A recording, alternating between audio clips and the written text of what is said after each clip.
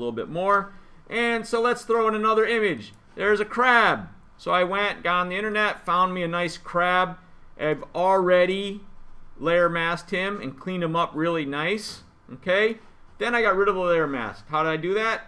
You can right click and say apply layer mask. But only do that if you know you're completely done. Alright. So then there's my crab. What is not convincing about this crab? Sharp edges? Nah, I think the edges are they're okay. The slant on them, you think? Yeah, the size, the slant, and the lighting. Lighting. So what? When something is on the ground, what does it usually do? Has a shadow, right? There's no shadow under here. Let's make a shadow. Edit. I'm sorry. Layer style. Drop shadow. And I'm going to. Where is? I cannot see my drop shadow. Why not? Oh, I already had. Oh wait, I'm sorry. Layer style, drop shadow. What are my options? What is happening? Why do I not see? There should be a drop shadow, or maybe it's just too close to him. There it is. Sorry. There's the drop shadow. All right. The spread is like thickness, size. We'll kind of blur it out because I don't want it to be too sharp. And opacity, I'm going to darken it up some. All right. So I'm just going to start by just making a plain old drop shadow like this. Now the problem is that makes the crab look more like it's floating, not like it's really standing on the ground yet, because it's a drop shadow. It just drops behind. So now I'm going to right click. I'm going to say, we have the option, create layer. And now, and just say OK. And now my drop shadow is its own separate layer. And now I can transform it holding my Command T for transform. And holding my shift button down, I'm going to kind of flatten this out and make it look more like he's I can use my command key and shift sideways a little bit, and then I could rotate it a little, so anyway, you can adjust it. You probably won't get it perfect, but you can get it better than you had it. Maybe something like that. I don't mind a leg up in the air. It looks like this leg is walking and he's kind of stumbling along. And then if I choose to, I can always kind of play with the opacity. If I felt it was a little bit too dark, I could lighten it up more, right? So anyway, now he has a drop shadow. I'm going to take these, I'm going to link them, hold my shift button down, I link those, so now they move together, and I can put my crab over there. Last but not least is I need some text. Okay, let's put this down a little bit. I want some text up here because it is a postcard, so I'm going to go to the type tool. I am going to click, and it is going to say, wish you were here, and Command T for transform, because I'm going to just scale it the way I want it. And I don't really love that font, so back on my type tool, advertising script, very nice, very classic. Wish you were here. Now we have these waves. Here's what I wanted to teach you. When you're on the type tool, there's this thing here. It's an arced piece of text. It says create warped text. That sounds cool. Warped. I like things that are warped. Style. How about wave? Since we're at the beach, sounds perfect. I am going to go the other way and play with the amount of wave that I've got here. I could do a horizontal distortion. There's all kind of parameters that you can play with, but there are other options like fish, which is weird.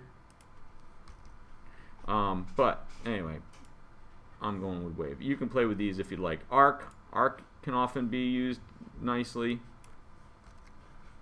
but anyway, let's go back to wave, and I'm going to go. Mr. Ray, is the restaurant? Yes, you may. something happened. I screwed it up so many times. Let's go back. Undo. All right. Can I go snag my sweatshirt from... 1 second. I am almost done. I am like nearly complete.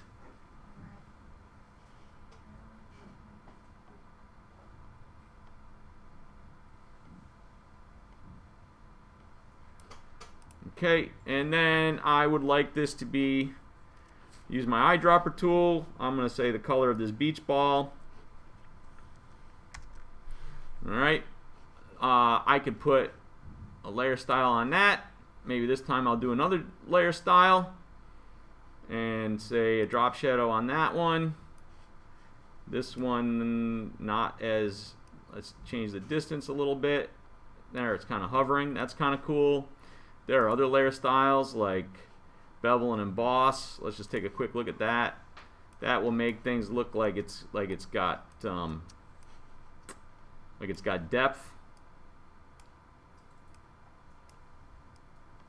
kind of cool. Yeah. So anyway, there's all different kind of things you can play with your text. Okay, I'm going to leave that alone. You are going to do that yourself with your own text. So your assignment. Like I said, it's going to take you more than, it'll probably take 2 class periods easily. You need, so we have, in this, I have a background image, that's 1, sandcastle is 2, boy with beach ball is 3, crab is 4. For this assignment to be recognized as legit and finished, I would need 1 more image. You're going to have a minimum of 5. So I can put a little fish jumping out of the water or something, or maybe a pal, a sand pal over here in the image. So you are using only photographs. We're not using The Simpsons. We're not using cartoons. Only photographs, because we're trying to composite something that looks real. Okay. Then there's text, and you're going to apply some sort of text layer. Some sort of styles, right? Some sort of warp text style things, layer styles, all right? You will not probably remember all of these things today. It's okay. A couple of things are happening. 1, I'm recording this. You could always watch my recording. You could always just go to segments of it. I'll have it on YouTube tomorrow. 3, you just have to ask, right? What else do I have to have you know? Oh, the postcard. It does not have to be realistic. They have to be real photos, but the place does not have to be realistic. Okay? So if you want to put the Eiffel Tower on Easter Island and whatever, you can put those things together. If you would like to have a vacation on the moon, you got to have a real photograph of the moon, but then you want to put buildings and things on the moon, you can try to do that.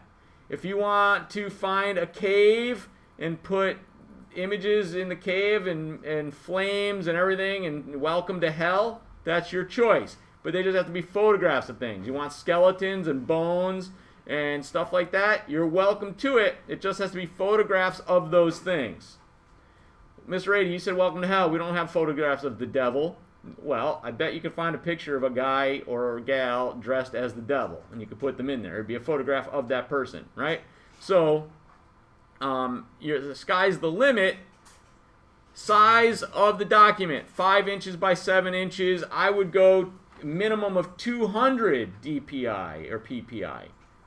Maybe even 240. You'll be able to get more detail because we're working 5 by 7 because that's more closer to a typical postcard size. You're on.